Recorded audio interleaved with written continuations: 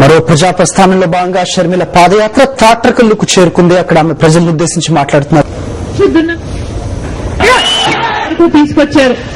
మన దురదృష్టవశాత్తు రాజశేఖర రెడ్డి గారు పోయారు కానీ 6 నెలలు కనుక ఉండుంటే ఆ ప్రాజెక్టు పూర్తయిపోయేది.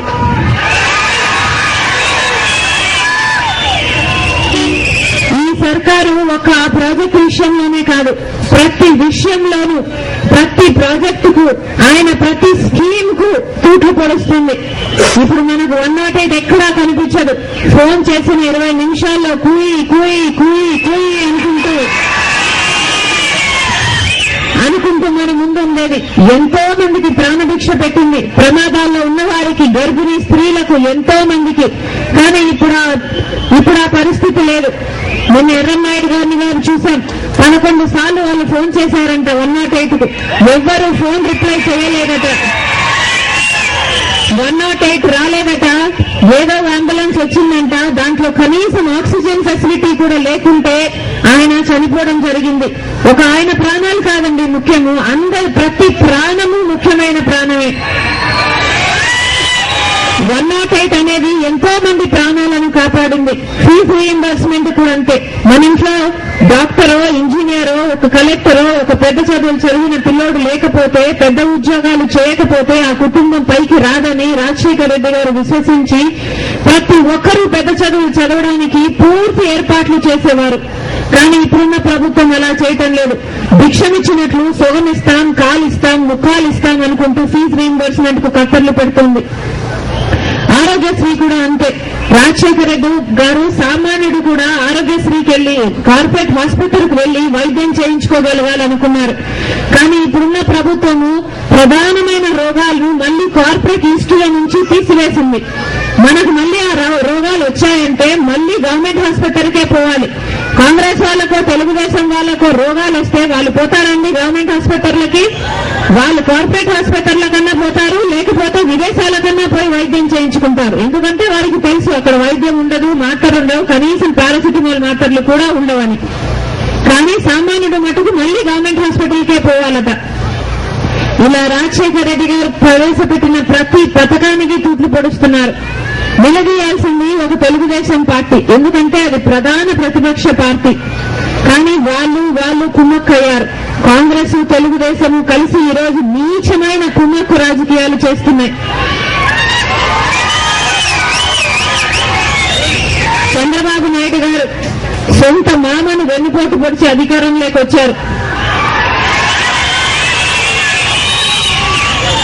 ఆయనేదో పెద్ద ఇప్పుడు కిరణ్ కుమార్ రెడ్డి గారు జాక్పాట్ ముఖ్యమంత్రి, ఇంకా ఏంటి ఎన్వలప్ ముఖ్యమంత్రి, ఫీల్డ్ కవర్ ముఖ్యమంత్రి అంటున్నారు.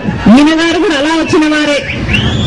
చంద్రబాబు నాయుడు గారు ముఖ్యమంత్రిగా ఉన్నప్పుడు 4,000 మంది రైతులు ఆత్మహత్యలు చేసుకున్నారు. 10 కాదు, 100 కాదు, 4,000 మంది రైతులు ఆత్మహత్యలు చేసుకున్నారు. చంద్రబాబు నాయుడు గారు పెట్టే బాధలు భరించలేక ఆయన అన్ని ఛార్జీలను పెంచేసి అవన్నీ కట్టాలి అని ఒత్తిడి చేస్తే రైతులనైతే వారి మీద కేసులను పెట్టి, వారిని జైల్లో పెట్టి, వారి ఇంట్లో సామాన్లను కూడా ఎత్తుకపోయేవారు బకాయిలు కట్టలేదని. ఇంట్లో మగవాళ్ళు లేకపోతే ఆడవాళ్ళని తీసుకెళ్లి జైళ్లలో కూర్చోబెట్టేవారు. అవమానాలు తట్టుకోలేక, బకాయిలు కట్టలేక 4,000 మంది రైతులు ఆత్మహత్యలు చేసుకున్నారు.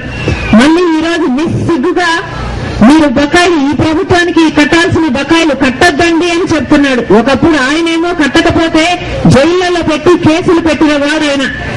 ఈ రోజు ఆయన ఆ విషయాలన్నీ మర్చిపోయి పూర్తిగా మీరు కూడా మర్చిపోయారనుకుంటున్నారు.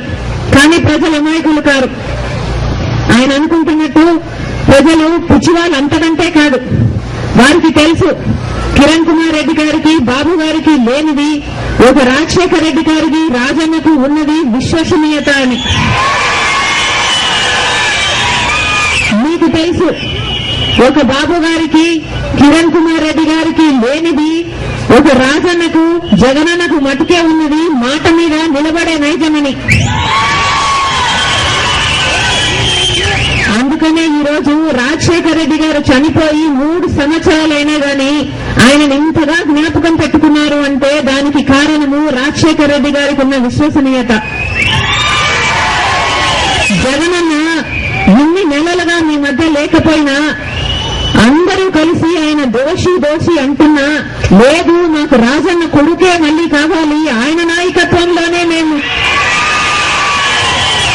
ఆయనే జగనన్నే నాకు ముఖ్యమంత్రిగా కావాలి అని మీరు అనుకుంటున్నారు అంటే అది జగనన్నకున్న విశ్వసనీయత.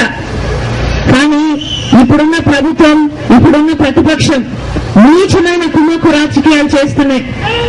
ఇంత కుట్రలు, ఇంత కుతంత్రాలు నువ్వెప్పుడూ చూడలేదు. ఒక్క మనిషిని చేసి జగనన్నను విచారణ అనే పేరుతో ఇన్ని నెలలుగా బెయిల్ కూడా రాకుండా పెద్ద పెద్ద మనుషులు పెద్ద పెద్ద చోట్లంతా మాట్లాడుకొని ఇన్ని కుట్రలు పన్ని ఈ రోజు జగనన్నను 4 గోడల మధ్య బందీని చేశారు. కానీ జగనన్నను అనుబంధించారు మీకు ఆ ధైర్యం చెప్పడం కోసం. ఒక రోజు వస్తుంది, జగనన్న బయటకు వస్తాడు. బయటికి తెచ్చే పని దేవుడే చేస్తాడు. దేవుడు ఉన్నాడు అన్నది ఎంత నిజమో, మంచి వాళ్ళ పక్షాన్ని నిలబడతాడు అన్నది కూడా అంతే నిజం. జగనన్న తొందరగా బయటకు వస్తాడు, రాజన్న రాజ్యం స్థాపించే దిశగా మనల్ని నడిపిస్తాడు. అంతవరకు మీరు జగనన్నను ఆశీర్వదించాలని, సమయం వచ్చినప్పుడు ఈ తెలుగుదేశంకు, ఈ కాంగ్రెస్ కు గట్టిగా బుద్ధి చెప్పాలని, వైఎస్ఆర్ పార్టీని బలపరచాలని, వీళ్ళు చేస్తున్న ఈ కుట్ర రాజకీయాలు, ఈ కుమ్మక్కు రాజకీయాలకు నిరసనగా నాతో పాటు కథం తొక్కాలని మీ అందరినీ ప్రార్థిస్తున్నాం. మీరందరూ మీ పనులు మానుకొని మమ్మల్ని చూడ్డానికి మా కోసం వచ్చినందుకు, మీ ప్రేమకు, మీ అభిమానానికి శిరస్సు వంచి చేతులు జోడించి